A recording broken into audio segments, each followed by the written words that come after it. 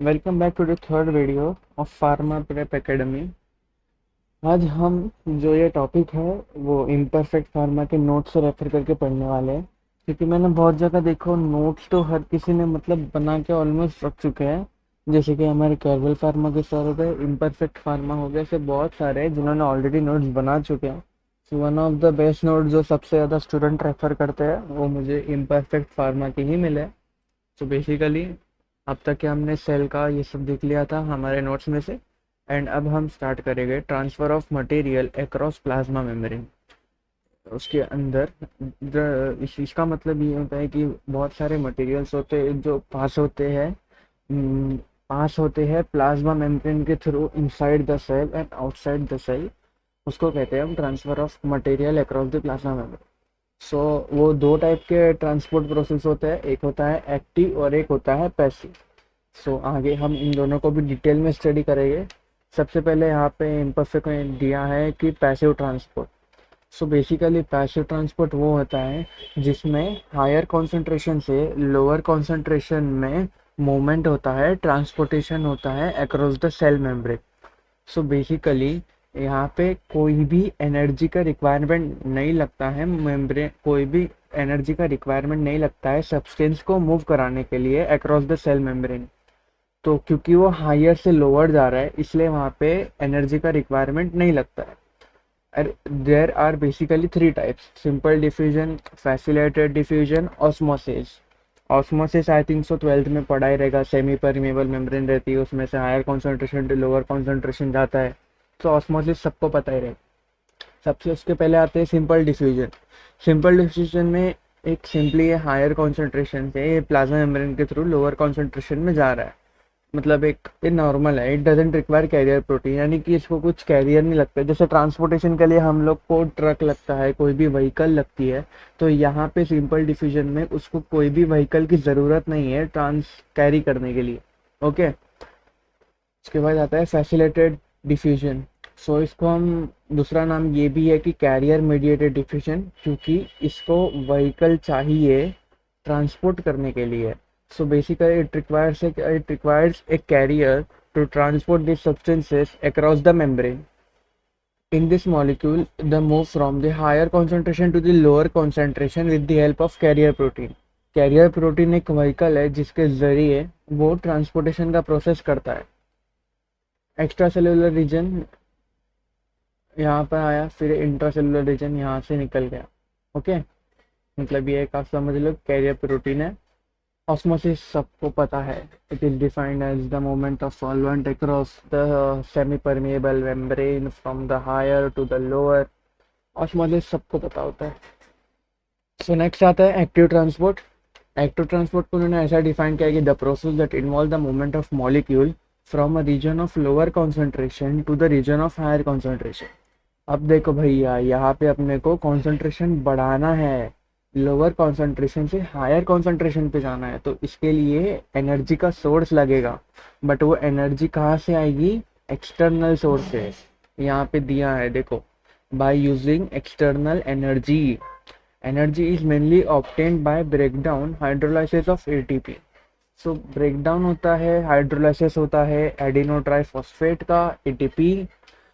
Basically जैसे उसके दो टाइप थे, इसके भी अंदर भी दो टाइप है, primary active transport, secondary active transport. इसके अंदर टाइप ओके, बट यहाँ पे टाइप पैसिव में कोई भी टाइप नहीं है। एक्टिव के अंदर भी दो है, primary active and secondary active. Primary active के अंदर transport of energy is utilize by the breakdown of ATP. हमने ऊपर ही पढ़ा। यहाँ पे ट्रांसफर होता है एटीपी का, यहाँ पे सॉरी ब्रेकडाउन होता है एटीपी का, and it requires carrier protein. जब हम इसको लोअर से हायर पे लेके जा रहे हैं तो उसको कैरियर प्रोटीन की जरूरत पड़ेगी। 40% of the whole ATP is use in primary active transport.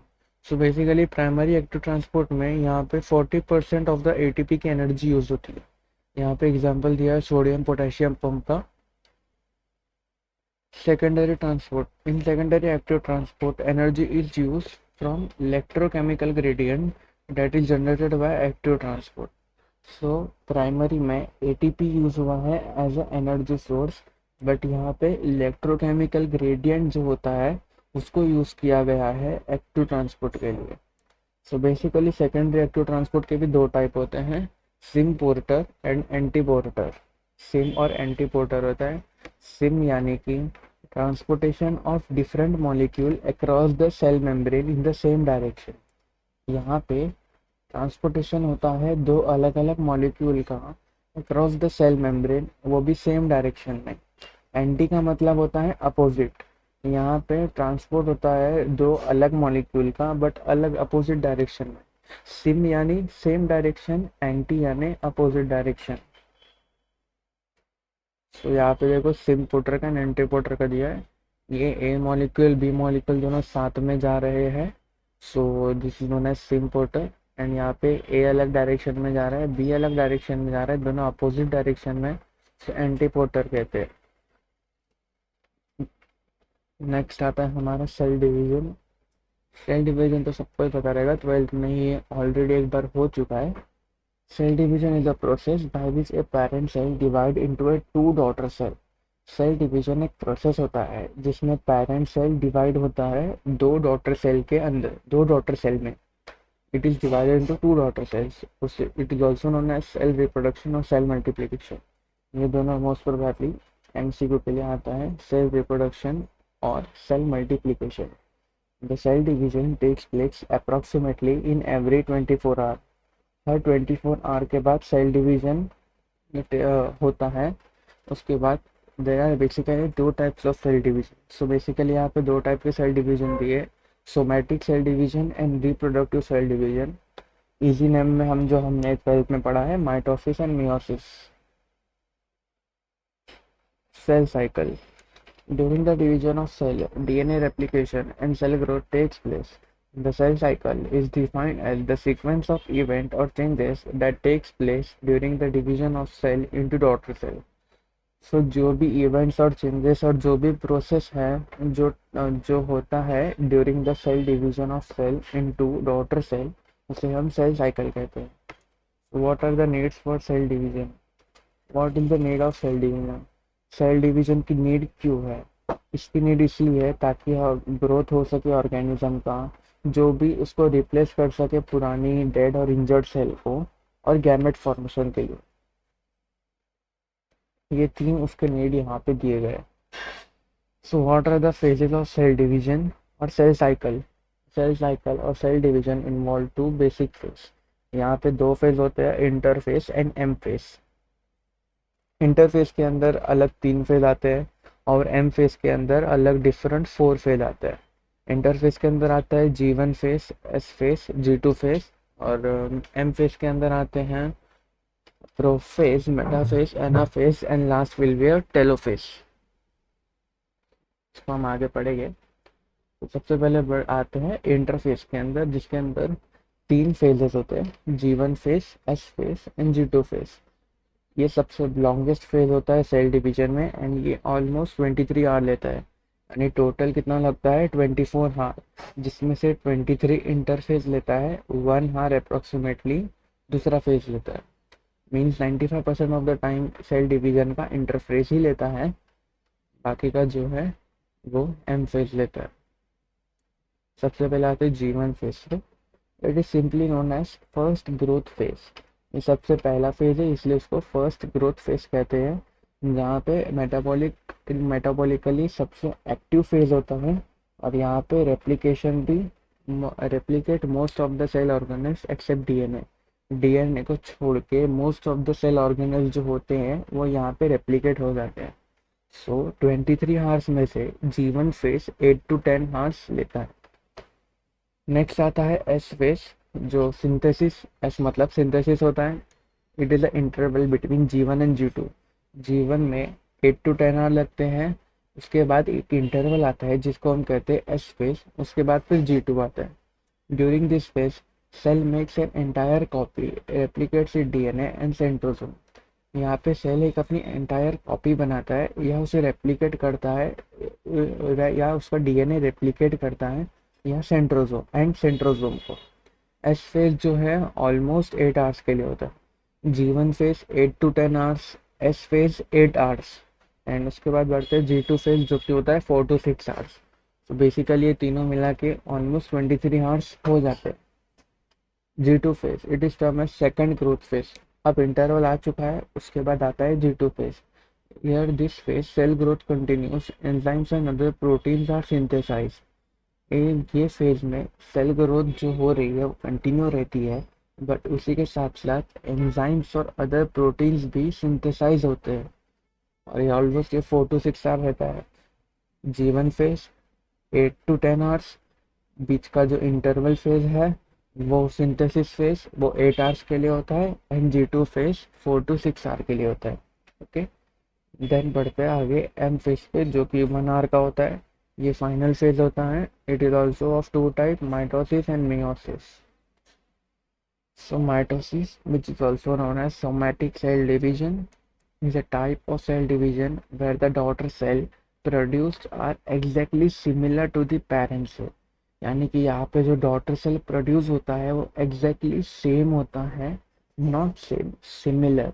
Similar और सेम में फर्क होता है। ओके, एग्जैक्टली सिमिलर होता है पेरेंट सेल से, having the same number of chromosomes as the parent cell. Parent cell में जितने क्रोमोसोम है उतने ही नंबर ऑफ क्रोमोसोम इसमें भी आएंगे। Mitosis occur in the whole body except mitosis occurs in the whole body cell except germ cell and neuron cell। Mitosis जो है वो पूरी बॉडी में होता है एक्सेप्ट जर्म सेल और न्यूरॉन सेल्स।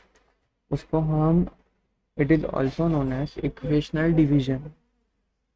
माइटोसिस अकर होता है 2 स्टेजेस में, कैरियोकाइनेसिस और साइटोकाइनेसिस। कैरियोकाइनेसिस के अंदर भी 4 अलग फेज होते हैं, जो कि होता है प्रोफेज, एमफेज, एनाफेज, टेलोफेज। सो हम इसे पीटीए मीटिंग की तरह याद रख सकते हैं। पीटीए मीटिंग, पी का मतलब प्रोफेज होता है, टी का मतलब टेलोफेज होता है, ए का मतलब एनाफेज और मीटिंग का मतलब मेटाफेज। तो इस तरह से हमें 4 वेज को याद रख सकते हैं। So it is a process of nuclear division. ठीक है, एक प्रोसेस है जो न्यूक्लियर डिवीजन का प्रोसेस है ये। सबसे पहले प्रोफेज पे बढ़ते हैं। In early prophets, the chromatin fiber contains and form chromosome in which two sister chromatids attach together as centromere। जो सेंट्रोमेयर होता है वहाँ पे 2 सिस्टर क्रोमैटिड अटैच होते हैं एक साथ। The centrosome that replicate in the S phase move toward the opposite poles of the cell and started to form mitotic spindle और spindle fiber। जो सेंट्रोसोम होते हैं वो रेप्लिकेट होते हैं एस फेज के अंदर, और वो 2 अपोजिट पोल्स की तरफ जो अपोजिट पोल की तरफ मूव करते हैं और एक स्पिंडल फाइबर फॉर्म करते हैं। In later prophase nucleolus endoplasmic reticulum and other cell organelles start disappearing. So nucleolus हो गया, एंडोप्लाज्मिक ईआर हो गया, एंड जो भी बाकी के सेल ऑर्गेनेल्स होते हैं वो डिसअपियर होना शुरू हो जाते हैं। थिंक सो यहाँ पे नहीं बताया, शेप बताना चाहिए था। हम देखते हैं नेक्स्ट में, हम देख लेंगे shapes. Metaphase, during metaphase nuclear envelope is completely disintegrate. जो न्यूक्लियर इनवेलप होता है वो कम्प्लीटली डिसइंटीग्रेटेड यानी कि कोलैप्स हो चुका होता है। The spindle fibre of centrosome align the centromere of the sister chromatid at the centre of the cell. जो स्पिंडल फाइबर होता है सेंट्रोसोम का वो एक ऐसी तरह से अलाइन करता है, align the centromere of the sister chromatid at the centre of the cell. Cell के सेंटर में उसको अलाइन करता है। समझे, एक बार और समझाना। The spindle fibre of centrosome align the centromere of the sister chromatid at the centre. So जो स्पिंडल फाइबर होता है वो सेंट्रोसोम को अलाइन करता है। द स्पिंडल फाइबर ऑफ जो सेंट्रोसोम का स्पिंडल फाइबर होता है वो अलाइन करता है सेंट्रोमियर और सिस्टर क्रोमैटिड को सेंटर में ऑफ द सेल के। इसके बाद आता है anaphase. Anaphase the centromere splits and thus the 2 sister chromatids get separated and move toward opposite pole। Anaphase में दोनों सेंट्रोमेयर स्प्लिट हो जाते हैं एंड दो सिस्टर क्रोमैटिड होते हैं वो सेपरेट हो जाते हैं और दोनों भी अलग अलग पोल की तरफ चले जाते हैं, मूव ऑन कर देते हैं। One separated the chromatid again term as chromosome. जब एक बार वो सेपरेट हो जाते हैं उसको वापस हम क्रोमोसोम बोल सकते हैं। नेक्स्ट आता है telophase. In this phase the daughter chromosome reach the opposite poles and spindle fibre get disappear. यहाँ पे दोनों डॉटर क्रोमोसोम जो है अपोजिट पोल्स पे रीच कर चुके होते हैं एंड जो स्पिंडल फाइबर होता है वो डिसअपियर हो जाता है। Chromosome again start converting into chromatin fibre. यहाँ पे वापस क्रोमोसोम क्रोमैटिन फाइबर में कन्वर्ट होने के लिए स्टार्ट हो जाता है। Cytokinesis, it is a division of cell cytoplasm and organelles in newly formed cell. Each new daughter cell now again enter into the interphase stage and cell division continues. तो यहाँ पे ये कह रहा है कि each new daughter cell now again enter into the interphase stage and cell division continues. यहाँ पे जो है न्यू डॉटर सेल वापस एंटर होता है इंटरफेस स्टेज में और सेल डिवीजन यहाँ पे उनका कंटिन्यू रहता है। तो यहाँ पे देख सकते हो ये सिंगल है, यहाँ पे बीच में उन दो दो ऐसा आए हैं सेंटर पे। उसके बाद फिर ये क्रोमोसोम फॉर्म हो चुके हैं। फिर उसके बाद ये धीरे धीरे दोनों डिफरेंट अलग अलग पोल्स की तरफ जा रहे हैं। एंड जब वो अपने पोल्स की तरफ चले जाते हैं तो दो अलग अलग ये कहते हैं टेलोफेज, जहाँ पे दो अलग अलग सेल डिविजन दो अलग डॉटर सेल्स बन जाते हैं। हाँ, बहुत थोड़ा सा ये ट्रिकी है, बट एक बार पढ़ लोगे तो समझ में आ जाएगा। नेक्स्ट आता है मियोसिस रिप्रोडक्टिव सेल डिवीजन। ये आई थिंक सो इजी है। यस, जहाँ तक मेरे को लगता है ये थोड़ा इजी है। रिप्रोडक्टिव सेल डिवीजन और meiosis is defined as a cell division where the daughter cell receives only half chromosome of parental cell. Mitosis में पूरे क्रोमोसोम मिलते हैं पेरेंटल सेल से, मेयोसिस में हाफ क्रोमोसोम में मिलते हैं पेरेंटल सेल से। Meiosis occur in germ cell receive only half chromosome. Meiosis occur in germ cell, sex cell, reproductive cell found in male gonad and female gonad to form gamete. यहाँ पे male gonad और female gonad found होते हैं जो form करते हैं gametes which are sperm and ovum. It is also known as reductional division. Meiosis occur in two successive stage. Meiosis के भी दो स्टेज होते हैं, meiosis 1 and meiosis 2.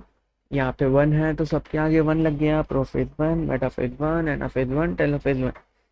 PTA meeting हर जगह चली गई ब्रो. पीटीए मीटिंग हर जगह चली गई. पीटीए मीटिंग 1 है और उसके बाद आएगा पीटीए मीटिंग 2. तो सब जगह चलेगा PTA meeting. Prophase 1 firstly chromatin fibre condense to form chromosome. Chromatin fibre जो होता है वो कंडेंस हो जाता है क्रोमोसोम बनने के लिए. और जो chromosome and this chromosome exist in a pair called as homologous chromosome pair, HCP. जो ये क्रोमोसोम कंडेंस हो जाते हैं तो फॉर्म क्रोमोसोम्स. फिर ये क्रोमोसोम्स एग्जिस्ट करते हैं पेयर में तो उससे कहते हैं HCP, which is known as homologous chromosome pair. In the last step of prophase 1, there is an exchange of DNA, genetic material, between these pair chromosomes for genetic recombination. So prophase 1 में genetic recombination होता है उनके last step में, जहाँ पे वो एक दूसरे के डीएनए को एक्सचेंज करते हैं. Okay. Metaphase 1. In metaphase 1, the spindle fiber of centrosome align the homologous chromosome. Metaphase 1 में द स्पिंडल फाइबर जो होता है वो अलाइन करता है ये होमोलोगस क्रोमोसोम को सेंटर ऑफ द सेल में. उसके बाद एनाफेज आता है. एनाफेज में सेपरेट होते हैं और दोनों भी पोल की तरफ चले जाते हैं. टेलोफेज के अंदर दोनों भी एक मेम्ब्रेन बाउंड कर लेते हैं अपने अराउंड और दोनों भी अलग अलग हो जाते हैं. न्यू हैप्लॉइड बन जाता है. देखो यहाँ पे प्रोफेज 1 में देख सकते हो दोनों भी आ रहे हैं एक दूसरे के साथ. फिर यहाँ पे एक दूसरे से अपना डीएनए शेयर कर लिया है. फिर दोनों दो अलग अलग पोल्स पर चले गए हैं. उसके बाद अपने आजू बाजू सेल मेम्ब्रेन बना के हैप्लॉइड सेल 2 बन चुके हैं. Meiosis 2. The two new daughter cells that are formed in meiosis 1 immediately enter into meiosis 2.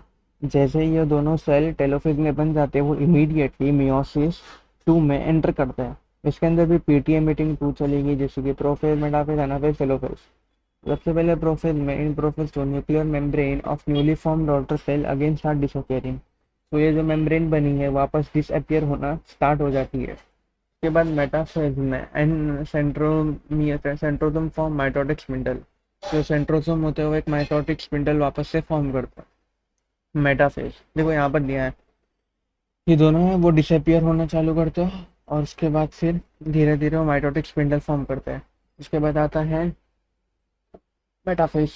Metaphase के अंदर अलाइन हो जाते हैं chromosomes at the centre of the cell. उसके बाद एनाफेज में वापस से स्प्लिट हो जाते हैं and sister chromatid separated and move toward the opposite pole. ये फिर वापस अलग अलग पोल के ऊपर से दो अलग पोल पे चले जाते हैं एंड उसके बाद से टेलोफेज के अंदर स्पिंडल फाइबर डिसअपियर हो जाता है और वापस से न्यू न्यूक्लियर मेम्ब्रेन फॉर्म हो जाती है around the separated chromatids and by the process of cytokinesis we get 4 new haploid cells. ये ध्यान में रखना, मियोसिस 1 में 2 मिलते हैं तो मियोसिस 2 में 4 मिलते हैं। ओके, तो आई थिंक सो आज के लिए इतना काफ़ी, क्योंकि बहुत डिफिकल्ट थिंग्स था आज के लिए। एक बार मैं सब मियोसिस माइटोसिस ही पढ़ लेते, सेल डिवीजन वाला तो ज़्यादा बेटर रहेगा क्योंकि वो ही सबसे हार्ड टॉपिक है। M phase, interphase. M phase, interphase के अंदर 3 फेज आते हैं। फर्स्ट ग्रोथ फेज, उसके बाद आता है सिंथेसिस फेज जिसे हम इंटरवल फेज कहते हैं। उसके बाद आता है सेकेंडरी ग्रोथ फेज, उसके बाद आते हैं पीटीए मीटिंग आती है, प्रोफेज, मेटाफेज, एनाफेज और टेलोफेज जो कि आते हैं एम फेज में। ये पूरा इंटरफेस लेता है 23 आवर्स, जिसमें से फर्स्ट फेज लेता है 8 to 10, यहाँ पे लेता है 8 एंड यहाँ पे लेता है 4 to 6 आवर। और यहाँ पे 1 आवर में ये पूरा हो जाता है। पीटीए मीटिंग 1 घंटे की रहती है वैसे, ये भी इतनी ज़्यादा। सो नेक्स्ट जाते हैं एम फेज, माइटोसिस, मियोसिस। जल्दी, माइटोसिस के अंदर 2 अलग होते हैं। माइटोसिस के अंदर similar, not same, exactly similar to parent cell daughter cell होता है एंड उसको सेम नंबर ऑफ क्रोमोसोम्स मिलते हैं पेरेंट सेल से डॉटर सेल को। Mitosis occurs in whole body, है पूरी बॉडी में होता है but except germ cell and neurons. उसको हम इक्वेशनल डिवीजन भी कह सकते हैं। माइटोसिस में 2 टाइप होते हैं, कैरियोकाइनेसिस, साइटोकाइनेसिस। कैरियोकाइनेसिस में भी पीटीए मीटिंग होती है जिसके अंदर होता है प्रोफेज। प्रोफेज के अंदर हम डायरेक्ट ये सब पढ़ेंगे ना, प्रोफेज के अंदर ये होता है। उसके बाद फिर आता है मेटाफेज। मेटाफेज के अंदर वो एक दूसरे से अटैच हो जाते हैं। उसके बाद फिर होता है एनाफेज जहाँ पे वो सेंटर और सेंटर में अलाइन हो जाते हैं। उसके बाद आता है टेलोफेज। टेलोफेज के अंदर वो अलग अलग पोल्स बाइंड हो जाते हैं। उसके बाद न्यू मेम्ब्रेन बनती है और दो अलग हैप्लॉइड सेल फॉर्म हो जाते हैं। उसके बाद आता है साइटोकाइनेसिस। साइटोकाइनेसिस में in the division of cytoplasm cell organelles newly form, जो newly form cell daughter cell होते हैं वो अगेन एंटर करते हैं इंटरफेज स्टेज में एंड वहाँ से उनका सेल डिवीजन कंटिन्यू होता है। मतलब यहाँ पे एंटर हुए और उसके बाद फिर उनका ये वाला सेल डिवीजन वापस आगे बढ़ते रहेगा, इसका इधर बढ़ेगा, इसका इधर से बढ़ेगा। ओके, सो मियोसिस। मियोसिस के अंदर हाफ क्रोमोसोम सेल मिलते हैं पेरेंटल से एंड उसकी also known as reductional division. इसके अंदर भी 2 होते हैं, मियोसिस 1 एंड मियोसिस 2। मियोसिस 1 के अंदर पीटीए 1 होता है, यानी कि प्रोफेज, मेटाफेज, एनाफेज, टेलोफेज 1 होता है। प्रोफेज 1 के अंदर जो है हम डायरेक्ट इस पे आ जाते हैं। प्रोफेज 1 के अंदर दोनों एक दूसरे से मिलते हैं। उसके बाद फिर मेटाफेज के अंदर एक दूसरे से जेनेटिक एक्सचेंज करते हैं। उसके बाद एनाफेज के अंदर दोनों सेपरेट हो जाते हैं। उसके बाद टेलोफेज में एक नई मेम्ब्रेन बना के 2 अलग न्यू हैप्लॉइड सेल फॉर्म हो जाते हैं। उसी के हिसाब से मियोसिस 2 में भी प्रोफेज 2 के अंदर इनका वो सब डिसअपियर हो जाता है। ये थोड़ा अलग है ना। प्रोफेज 2 के अंदर जो डॉटर सेल का ये सब न्यूक्लियर मेम्ब्रेन डिसअपियर होता है एंड उसके बाद फिर वो एक दूसरे से मिलते हैं। फिर उसके बाद ये दोनों पोल्स की तरफ अट्रैक्ट होते हैं। पोल्स की तरफ अट्रैक्ट होने के बाद वापस उन लोग एक दूसरे खुद की मेम्ब्रेन बना लेते हैं और उसके बाद वापस से 2 न्यूली फॉर्म हैप्लॉइड सेल्स बन जाते हैं। यानी 1 से 2 बने is equal to 4 haploid cell बनते हैं मियोसिस 2 के अंदर। ओके, ये जो है हम नेक्स्ट इसमें कवर करेंगे। सेल जंक्शन, ये भी बहुत अच्छा टॉपिक है, ये हम नेक्स्ट इसमें कवर करेंगे। तो आज के लिए इतना ही था। जो भी डाउट रहेगा प्लीज़ पूछना कमेंट्स में and also subscribe. Thank you, bye bye.